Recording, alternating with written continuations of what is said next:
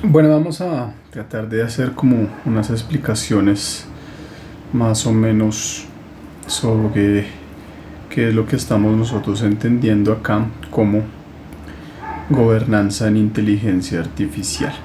Es un término que se ha ido como popularizando mucho más en los últimos, diríamos, meses respecto a la intervención que tiene que hacerse en los diferentes sistemas de gestión de las corporaciones para entender el funcionamiento de cómo se procesa la información en los modelos de inteligencia artificial, pero también en las soluciones que se están generando alrededor de ello. Lo que voy a hacer es explicarles esta presentación que hice hace algunos días sobre cómo es que funciona. Entonces, bueno, la IA y la gobernanza.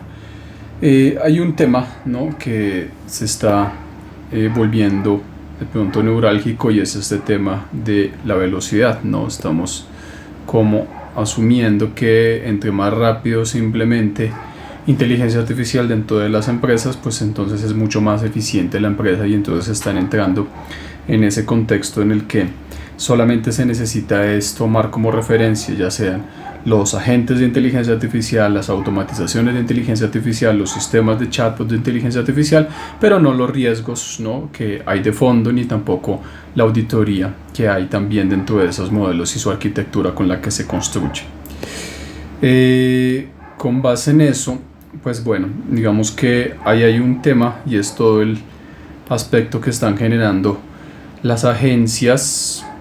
Digamos que las agencias están prometiendo esto, que la IA ahorra millones de dólares o millones de pesos, dependiendo de dónde se encuentre, porque pues está haciendo mucho más eficiente los sistemas operativos. Pero lo que pasa es que ahí se está generando un descuido, y ese descuido pasa por la interpretación de que no se necesita un marco de gobernanza que esté haciendo como unos filtros constantes de cómo se trabaja esa implementación de inteligencia artificial, sino que simplemente se está cayendo en el sesgo de que lo más importante es tener ingenieros muy técnicos y muy hábiles alrededor de cómo funcionan estos ecosistemas, y ponerlos a producir pegando, ¿no?, copiando y pegando switch entre las bases de datos de las empresas, y luego implementarlas a través de unos contextos de software que muchas veces son simplemente APIs que están pegadas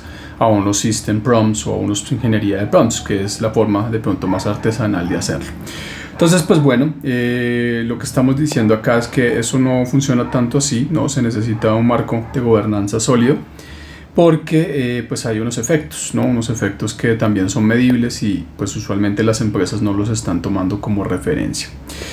Ante eso, pues nosotros tomamos como referencia el caso de Air Canada, ¿no? Este caso, que es el caso de una empresa en donde generaba unos chatbots, y los chatbots pues producían una información, y lo que terminó sucediendo era que les proveían a los clientes unos beneficios de los cuales pues nunca estaba pensado para que se dieran a todos los clientes, ¿no? Entonces lo que pasó fue que el chatbot empezó a tomar toda la base de datos, no se filtró, y al no tener esos filtros y no tener una auditoría constante, pues eso iba generando también una serie de alucinaciones, que es como el concepto técnico que usualmente se usa para esto. Entonces, ¿qué es lo que pasa, no? Primero, pues entender cómo se están generando esas alucinaciones. Los chatbots o las inteligencias artificiales no se comprenden como si fuesen sistemas totalmente autónomos. Está muy de moda decir que la inteligencia artificial genera autonomía sobre sus propios sistemas. Eso es una cosa inverosímil, eso no está funcionando así, no es cierto. Necesitan mucha asistencia y necesitan mucha intervención. Y pues esa supervisión es lo que nosotros estamos definiendo acá como gobernanza, ¿no?, que son los planos en los cuales se está trabajando toda la inteligencia artificial para que pues pueda darse ese contenido de manera eficiente. Entonces, ¿dónde está el error, no? Pues está en primera medida, obviamente, en la forma en la que se generan los insumos, no tener unos planos de intervención de gobernanza en inteligencia artificial que limitan esa alucinación, dejar que los mecanismos funcionen totalmente, digamos, sueltos y no tener, digamos, una matriz de riesgos probabilísticos, aun cuando sabemos que lo que hace la inteligencia artificial son precisamente digamos, matemáticas y cálculos de probabilidades a través de una línea de palabras que no siempre son verdad, pero la inteligencia artificial los toma como verdaderos bajo el esquema de que se parece más, ¿no?, a para qué está programado. Entonces, estos son como los elementos que hay que tener en cuenta en ese sentido. Ahí es donde están estas dos visiones que nosotros separamos acá. La primera, el software tradicional se determina, o sea, está hecho por unas funcionalidades. Los sistemas de inteligencia artificial trabajan de mejor manera con unos sistemas de probabilidad, es decir, trabajan y exponen probabilidades teniendo en cuenta sus bases de datos. Nosotros lo que hacemos con el System Prompt es darles una focalización, pero eso no se puede dejar de manera tan aleatoria. Las reglas estrictas que eran con las que funcionaban los software antes, o sea, no se podía decir que un sistema de Word que no estaba potenciado por inteligencia artificial iba a ser algo más para lo cual fue diseñado. Bueno, acá sí, pues digamos los famosos pesos, que son donde se aloja gran parte de la memoria, y esa memoria que es como ese concepto de conocimiento, y los vectores matemáticos, que es donde se establecen los criterios de decisión de acuerdo a la lógica de pesos de conocimiento con las cuales yo estoy entrenando los modelos de inteligencia artificial. Por eso el mercado pues tiene muchos modelos, ¿no? Entonces muchos modelos tienen a ser unas variaciones entre los pesos y unas variaciones también en cómo están funcionando esos vectores matemáticos, que son las capacidades de cómputo que van teniendo todos los modelos de inteligencia artificial que nosotros hoy en día vemos en el mercado. Había un plano de predictibilidad que era mucho más fácil de auditar en los software tradicionales, o sea, los datos eran estáticos, pero aquí ya no. En los sistemas de inteligencia artificial, pues los datos ya no son estáticos, no son variables y responden dependiendo de la ingeniería del prompt, ¿no? Entonces ese sería como nuestro marco de acción, de dónde va a escalar o no la información o el resultado que produce nuestros sistemas de inteligencia artificial. Pero como son probabilísticos, pues hay que estarlo revisando y hay que hacerles como una parametrización para evitar que se generen riesgos, evitar que se generen ciertos daños. Ahí es donde precisamente la gobernanza trabaja creando esas matrices de decisión que nos permiten a nosotros auditar cómo funcionan en este caso los sistemas de gestión de inteligencia artificial.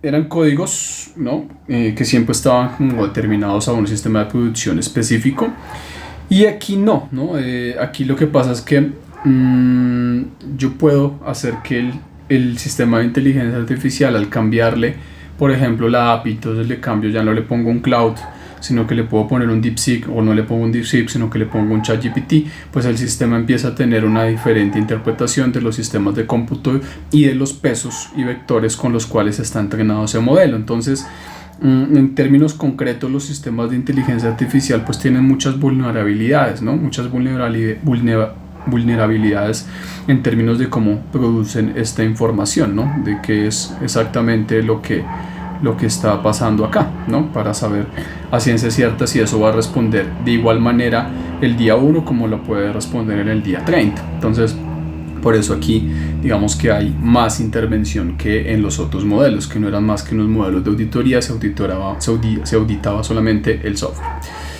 Bueno, ya digamos que en ese sentido hay un concepto que es este concepto, que es el que estamos llamando el concepto de la opacidad o el concepto de la caja negra. Este concepto se volvió una muletilla. Incluso Darío Amodei, que es uno de, digamos, el dueño de Cloud y de Anthropic, junto con Elon Musk, que son los dueños de xAI, ellos están tratando de tomar como referencia este concepto de la caja negra como si fuese hoy la justificación para decir que los sistemas de inteligencia artificial son casi que imperceptibles, ¿no? O son casi que azarosos en su dimensión de cómo producen conocimiento. Creo que eso no es del todo cierto. Si bien hay una opacidad, que es la forma en la que se está generando esa transición entre cómo se produce el uso de las bases de datos en relación a cómo está configurado el modelo, esa transición no siempre es tan clara, pero eso no quiere decir que sea 100% la caja negra, ¿no? Entonces, por ejemplo, no podemos tomar como referencia que si hablamos del caso de un chatbot que empieza a alucinar, pues entonces vamos a decir que las alucinaciones solamente son efectos porque pues estamos en un periodo todavía de mucha opacidad técnica o de mucha opacidad epistémica a través de las cajas negras que producen también la relación entre los datos, los vectores, las fuentes de memoria y obviamente el entrenamiento del modelo. No está así, es decir, creo que lo que pasa con ello es que no se está configurando una ruta lo suficientemente lógica y obviamente a nivel organizacional la forma en la que se están auditando esos sistemas pues es muy escasa, ¿no? Hay un concepto de mercadeo que se propone frente a la idea de que no hay que generarle esas limitantes a cómo se producen hoy las inteligencias artificiales, específicamente porque pues las grandes corporaciones no quieren regulaciones, no quieren que se esté generando eso sin filtro y pues las consecuencias o los efectos pues no van a pagarlos ellos, porque obviamente pues la IA no es un ente autónomo que pueda encontrarse en un estrado judicial al cual se le determine su responsabilidad por lo que dice o por lo que no dice. Entonces, este concepto de la caja negra pues hay que tomárselo de pronto con un poco más de cuidado. De ahí, ¿qué hacemos, no? Entonces, ¿qué es lo que se entendería en el plano de la gobernanza? Bueno, en un primer sentido, obviamente pues cómo le vamos a poner un freno, ¿no? Entonces, aquí hay como una especie de metáforas que se están utilizando, ¿no? Los frenos cerámicos que se instalan no para que vaya más lento, sino pues para que pueda tener una velocidad y en esa velocidad pues no se desarme pues todo el chasis, no se rompa toda el andamiaje, ¿no? Entonces lo que nosotros hacemos en gobernanza precisamente es saber en qué parte nosotros vamos a poner esos frenos, ¿no? Y de qué clase de frenos son los que quiere la empresa, ¿ves? Entonces el algoritmo, ¿no? Este concepto, ¿no? Ya no es algo que está totalmente aislado, sino que es además el insumo específico con el cual se hace todo este branding de el esquema del sistema con el cual quiere la empresa trabajar en su inteligencia artificial, ¿no? Entonces hay que diseñar bien esas arquitecturas y esas matrices de riesgo. Bueno, este es un concepto, ¿no? Que son como las diferentes capas, estas tres capas. Entonces es un concepto, y es que el concepto de que el humano siempre tiene que estar en el punto de intersección, ¿no? O sea, no se puede simplemente decir, yo te construyo un chatbot y ese chatbot pues te hace entonces recibir los leads de tus clientes y entonces además te los manda a un Airtable y entonces además te los recoge y además te da una información. Eso puede sonar muy interesante, pero en la práctica tiene que haber una capa de defensa que está revisando todo ese proceso, ¿no? O sea, digamos acá este sujeto somos nosotros siempre mirando cómo se procesa el system prompt, qué autorizaciones no está rompiendo el sistema frente a los modelos de inteligencia artificial que están muy propensos a las alucinaciones y pues corregir las fricciones, ¿no? Esas fricciones que pueden darse entre la respuesta que está generando el bot o que está generando el agente, pero también sobre la actualización de los datos que se están trabajando diariamente. Entonces nosotros trabajamos con esa capa de defensa. Hay otra capa de defensa que son pues obviamente ya los instrumentos metodológicos con los cuales se van a generar esas auditorías. Se pueden generar cada 3 días, cada 8 días, cada 15, cada mes, dependiendo de qué tan compleja sea la relación de las bases de datos con las cuales se construye esos sistemas de gestión y las soluciones que quieren las empresas por medio de la inteligencia artificial. Entonces pues la idea es que nosotros podamos auditar precisamente que ese concepto de razonamiento entre lo que son los datos en obra negra y los datos que se producen como conocimiento. Entonces nos toca siempre dejar claro que esa transición entre este paso, que es el paso A y el paso B, pues sea totalmente regulada o sea totalmente escalable sobre una capa de defensa, que son los instrumentos que nosotros queramos ponerle.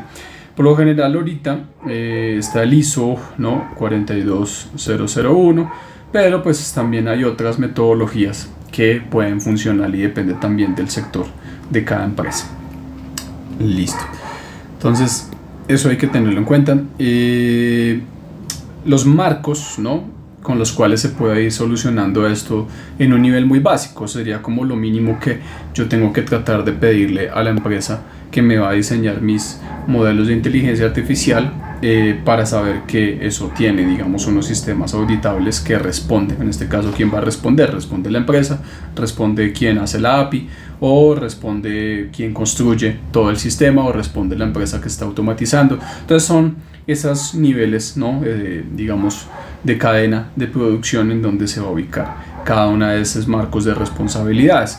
Entonces una model card, pues, que sería como más o menos la tarjeta nutricional, lo mismo que nosotros vemos en el contexto de las etiquetas que tienen los productos alimenticios, donde detrás nosotros vemos el contenido calórico, que es realmente exceso o no exceso de procesados, o si es una comida propiamente natural.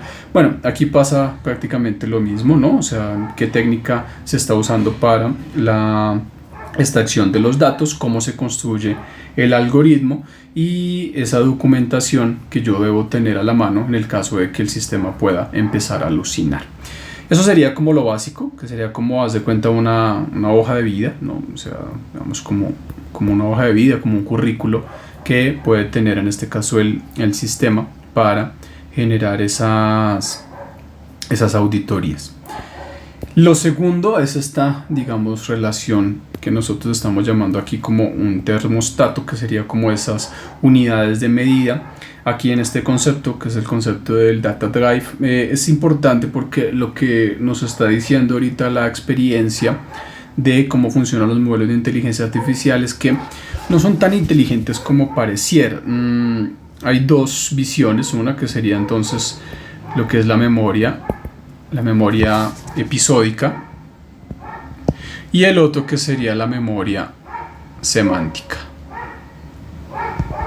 Entonces, en la memoria episódica hacemos que los sistemas únicamente vayan tomando como referencia situaciones que yo puedo ir guardando para que el sistema se entrene, ¿no? Entonces hay unos datos que son básicos, que son los que siempre va a usar el modelo de inteligencia artificial para entrenarse, pero hay otros que son memorias semánticas, que son la forma en la que interpretan las palabras, los sentidos, los significados, esos modelos de inteligencia artificial. Entonces puede ser que si no ajustamos, ¿no?, estas visiones de esta idea del termostato, pues esas dos memorias van a empezar a tener fracturas, y esas memorias pueden empezar a tener fracturas porque, pues, digamos que los datos que yo pongo en el día 1, ¿sí?, acá digamos en el día 1, el modelo para el día 30 voy a tener que hacerle toda esa transición o esa trazabilidad para que no se me presente este data drive, ¿no?, que sería en este caso como que se descalibran o se